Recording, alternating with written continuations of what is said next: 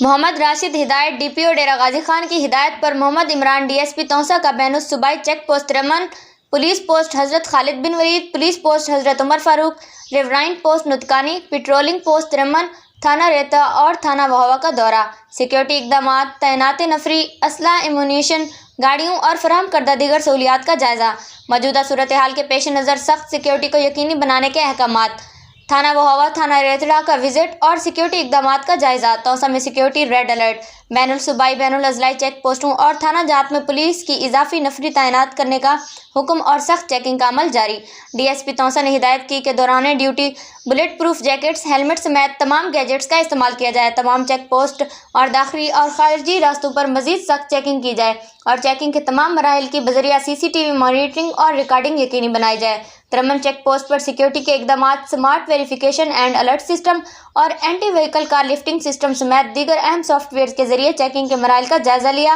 اور جدید ٹیکنالوجی کا بہتر استعمال کرتے ہوئے چیک پوسٹ سے گزرنے والے تمام شہریوں اور گاڑیوں کی سخت چیکنگ کو ہر صورت یقینی بنایا جائے۔ توسا پولیس کا مورال بلند ہے، اس کا ہر اہلکار شہریوں کی جان و مال کی حفاظت کے لیے اپنا سب کچھ قربان کرنے کے لیے تیار ہے۔ رانیہ خان، توسا نیوز، توسا شریف۔